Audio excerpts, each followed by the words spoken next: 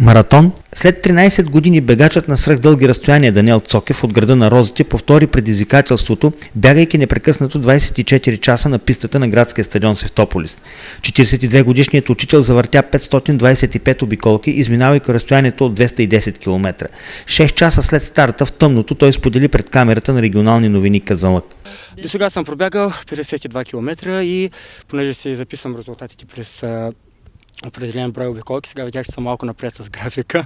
Може би защото ни починах, съм си предвидил след всеки 100 обиколки по 4-5 минути почивка за напитки предимно, мед, но след първите 100 обиколки така чувствах повече сила и починах може би по-малко от минута и съм напред с графика. Преди 13 години правих такова 24-часово бягане, само че тогава нямах 30 години, бях на 29, сега съм вече на 40, но исках просто да... Първо исках да видя дали ще успея след 13 години да направя пак такова нещо, понеже бях прекъснал за доста дълго време. От около 4-5 месеца започнах пак да се готвя по-сериозно и може би така малко и символично, за да видя след такова прекъсване дали ще успея да се справя. А освен това и го посещаваме на 1 ноември, тъй като аз съм учител, Деня на будителите. Да, това е всъщност основно, като го посещавам този. Сега през нощта ще падна температурите, предполагам, съм си предвидил така Янсунг като връх на дреха, но така или иначе не мога да спра, защото ако спра, това означава просто, че просто е много с мускули и сърце, всичко, да. Така че не искам, трябва да го бягам. Ами искам да пожелая на всички ученици по-скоро да ги призова да стоят по-малко пред компютрите. Разбира се, не казвам да не стоят изобщо, защото аз имам компютър и когато имам работа съм на него или така малко за отмора, но малко по-малко пред компютрите и повече навън. На сутринта Даниел отново застана пред нашата камера. Тази нощ бягах при много тежки условия, много ниски температури, никога не съм бягал при такива ниски температури, дори се наложи допълнителни връхни дрехи да си слагам. Вярно, че не съм бягал изобщо по това време на годината, най-късното ми бягане е в средата на октомври, но днес, всъщност миналата нощ беше наистина ужасно студено и се радвам, че успях да премина този етап нощта, тази тежка нощ. Имаше тежки моменти. За отказване не знам, аз така или иначе съм си го поставил за цел от доста време това нещо, но имаше моменти, в които просто, както наричаме криза, стената, както наричат маратонците, в които просто имаш чувство, че не можеш да направиш нито една крачка повече, но всичко премина успешно. Значи искам да направя една много хубава подготовка тази година, тази зима по-точно, понеже през последните няколко години, може би 5-6 години, почти не съм бягал.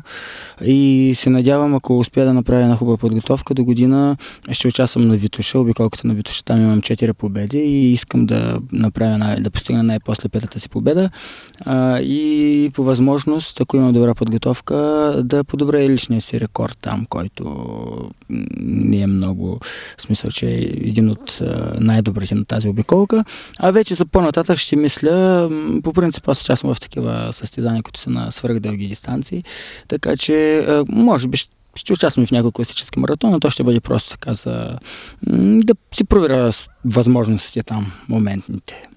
Преди 13 години на същата писта за 24 часа Цокев измина с 3 км по-малко. По-доброто постижение сега, въпреки натрупаните 13 години, Даниел обясни отново пред камерата ни, но вече минути след финала. Даниел, най-пред честито. Благодаря. Успя. Кога ти беше най-трудно? Най-трудно ми беше през нощта, когато температурите паднаха много. Нямах термометър. Ще да си приготвям термометър, обаче пропуснах да взема от къщи. Нямах термометър, но просто не съм бягал в такова студено време. Много ниски температури, по принцип аз края на октомври не съм бягал никога на състезание, но и температурите бяха много ниски и тогава ми беше най-трудно. Кога ти беше по-трудно? Преди 13 години или сега? Често казано, преди 13 години бях по-млад. Бях на 29 години, сега съм на 42,5. Тогава ми беше, може би, по-лесно от тази гледна точка, че имах и малко повече подготовка. Близо година се бях готвил. Сега подготовката ми беше около половин година, 5-6 месеца, през лятото и есента. Но сега се чувствах по-добре. Не само по време на самото бягане, по време на тренировките, преди бягането и дори резултата също говори за това, защото тази година успях да пробягам с 3 км повече. Как си го обясняваш? По-подготвен, по-млад, резултатът е бил по-слаб? Или това е нещо характерно за маратонците, не е изключение? По-възрастният организъм е по-устойчив на продължителни натоварвания. Да, значи по принцип с възрастта, с годините се повишава и общата издържливост, вече бързината намалява, но все пак си има определени граници, но може би тази година има голямо желание, тъй като вече веднъж го бях правил.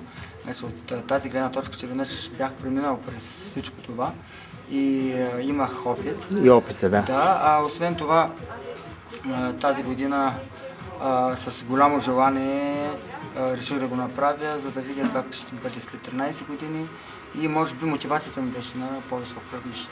Да. А защо се върна към маратонските бягания? Дори супермаратонските, можем да кажем. Беше се отказал? Да, бях се отказал 3 години. След това участвах, тренирах около 3-4 месеца, участвах на Витоша, не се представих както исках и отново се отказах за около 3 години и сега реших просто, че ми липсва бягането.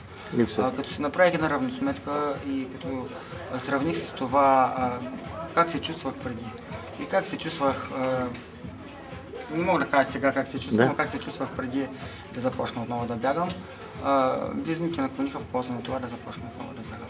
Дори за собствено удовлетворение, за тонус, дори да не участвам толкова често в състезания. По време на пробега щуракът пи вода, чай, сокове и кафе през нощта, като през това време изяде само една вафла, една суха паста и 300 грама мед. Веднага след финала кантарът показа 65 кг, което без 4 кг по-малко от теглото му на старта. След успешния финал имаше аплодисменти, шампанско, бомбони, цветя и разбира се фото си за спомен.